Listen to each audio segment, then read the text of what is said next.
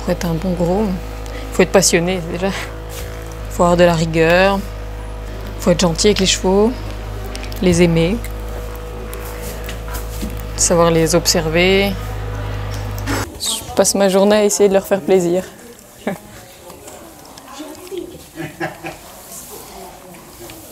Je pense que ça fonctionne. Ce programme vous est présenté par Kevin Bacons. On les considère comme de vrais nounous pour les chevaux.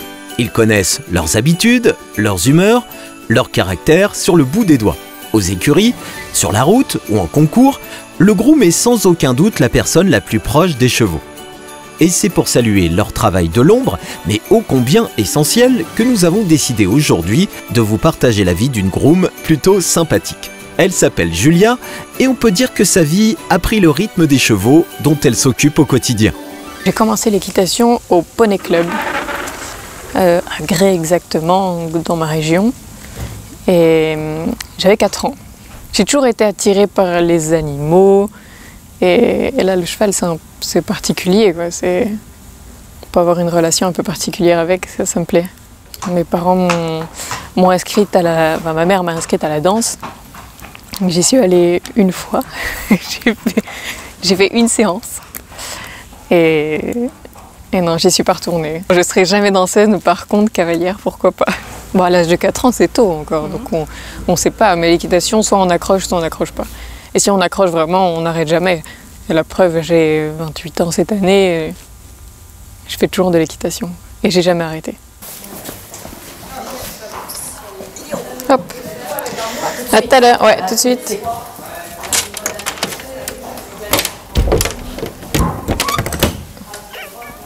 C'est pas forcément monter à cheval, mais le fait de pouvoir allier les deux, à la fois s'occuper des chevaux et monter les chevaux, c'est assez intéressant. Et il y a des choses qu'on ressent à pied, on peut ressentir aussi monter.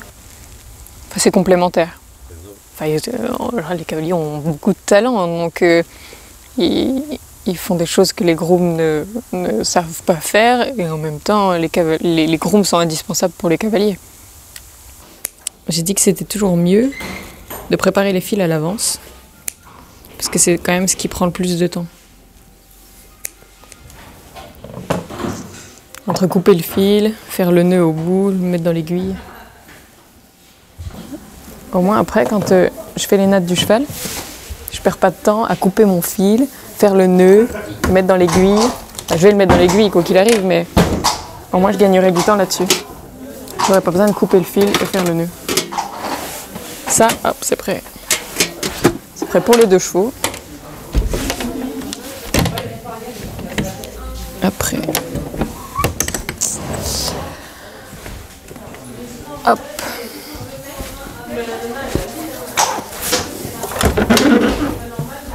Il faut essayer de tous les connaître par cœur. Comme ça, c'est plus facile de savoir quand ils vont bien, quand ils vont mal, quand il y a un petit truc qui les dérange, quand il y a une petite gêne quelque part. Tout ça. On est avec eux au quotidien et on essaie de les connaître par cœur, on a leurs petites habitudes, ce qu'ils aiment, ce qu'ils n'aiment pas.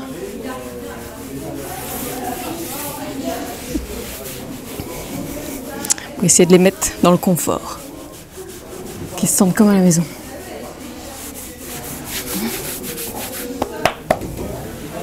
D'accord ?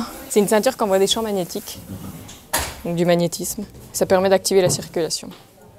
Ça les détend vraiment. Alors quand il l'a, après il dort un peu, il s'apaise vraiment. C'est que ça doit fonctionner. Ça fonctionne vraiment bien. Voilà. On va le laisser tranquille. Allez, mets-toi à ta place. Je vais prendre ça. Je vais préparer pour faire les nattes d'Irish. Ça, il doit être prêt à midi. Il est 11h15. Faire gentiment les nattes. Donc les fils que j'ai préparés ce matin, je vais les mettre à ma ceinture. Ça va.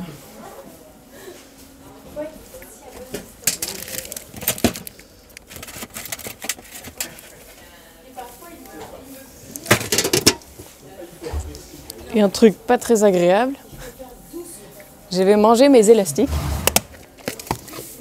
C'est une technique plutôt connue pour les régimes. Je mets les élastiques dans ma bouche et ça permet de les détendre un petit peu.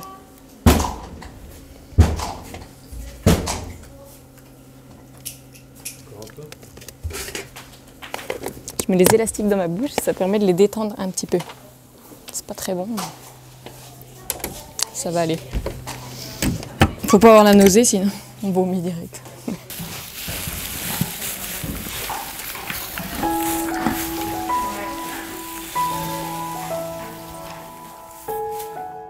Par exemple, même tous les jours à la maison, pas forcément en concours, mais tous les jours on observe les chevaux, on est toujours avec eux. Donc Larissa, elle nous demande est-ce qu'il est en forme, est-ce qu'il est de bonne humeur.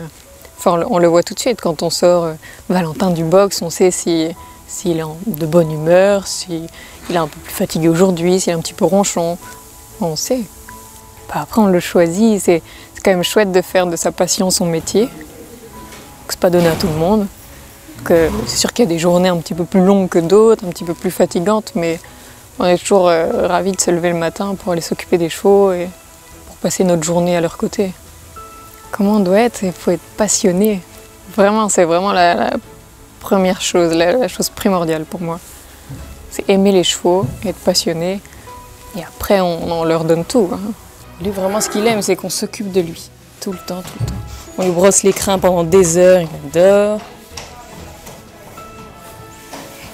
Quand on parlait des petites habitudes, lui le matin, enfin en concours en tout cas, on fait le box, on nourrit, on fait le box, on donne le foin et après il dort, il se couche. Il retourne au lit. Il retourne au lit. Alors nous on fait des pions cousus. C'est vrai que c'est assez joli. C'est assez sympa. On en fait 5-6. J'essaie de les faire pas trop serrés au départ et après je resserre un peu la natte. Ça fait qu'il y a un peu plus de volume et ça donne une encolure assez sympa aux chevaux.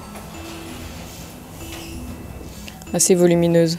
Plus lui, il n'a pas il est encore un peu jeune, l'encolure va encore se développer, mais ça permet de lui donner un peu plus de chic.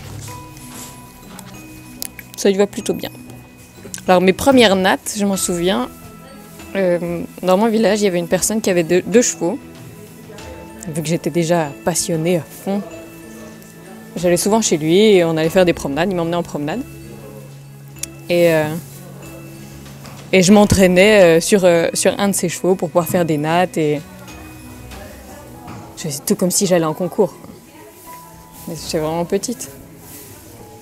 Mais j'ai toujours adoré faire les pansages, faire les nattes pour les concours. J'ai toujours aimé ça. Les soigner, passer du temps avec eux. J'aurais jamais imaginé en faire mon métier. Au départ, je voulais pas. Parce que je pensais que ça allait... Je voulais que ça reste une passion, je voulais pas en être... Parce que des fois, on peut en être un petit peu blasé. Je voulais vraiment garder ça en passion. Et un jour, j'ai eu une opportunité, on m'a proposé. Je montais un cheval, on me l'avait confié. On m'a proposé de le suivre en concours. Et après, il y avait un objectif assez sympa. Et on m'a demandé si je voulais venir travailler les chevaux, m'en occuper. Je me suis dit, allez, pourquoi pas. J'avais fini mes études. Je me suis dit que si je voulais le faire, c'était maintenant et ce serait pas après. Voilà, j'ai essayé et depuis, j'y suis encore. J'ai pas encore été blasée. De quoi? Sinon, c'était quoi tes études? Mes études, j'ai fait un BTS profession immobilière. Je fais mes études dans l'immobilier. Ça n'a rien à voir. C'est vraiment... C'est autre chose. Mais ça me plaît. Hein? C'était aussi une sécurité ou c'est toujours une sécurité? Non, pas du tout. Non, au début, ça me plaisait vraiment et j'avais pas du tout eu... Mais c'est une sécurité, oui, c'est sûr, c'est une sécurité. Dans les chevaux, on sait jamais ce qui peut se passer. C'est un accident ou si on a envie de changer de voie. C'est un métier un peu particulier, c'est un métier de passion. Donc, on le fait par passion. On passe notre journée à prendre soin des chevaux. Ça prend du temps, mais on le veut bien. On aime faire ça, on essaie de leur consacrer notre vie. Bon, ils nous le rendent super bien. Ils dépendent de nous hein, quand on est en concours comme ça. Même à la maison, ils ont besoin de nous. On les nourrit. Ils parlent pas, mais ils savent souvent nous faire passer des messages quand on les connaît par cœur, justement. Faut savoir les écouter un peu. Être calme. Et du coup, ça les rend calmes.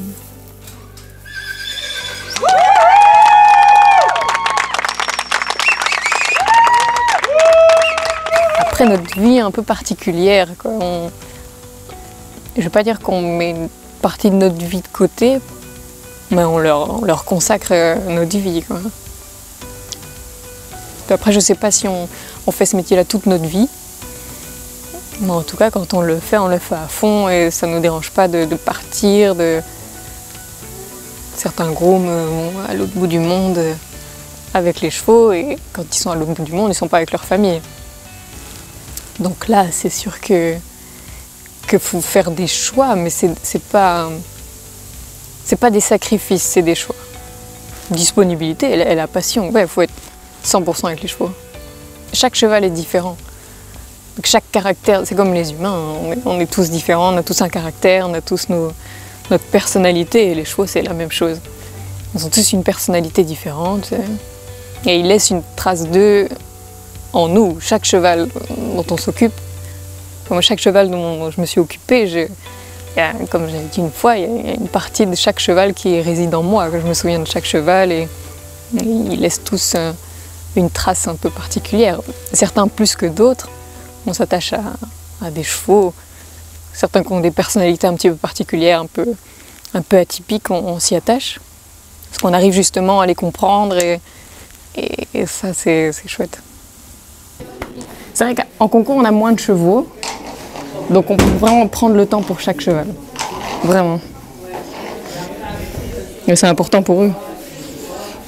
À la maison, ils sont dans leur box, ils sont chez eux, donc ils n'ont pas besoin qu'on leur apporte autant d'attention. Je pense pas. Encore une fois, coup de chapeau à tous ces grooms qui assurent le bien-être et le confort des milliers de chevaux qui parcourent la planète chaque semaine.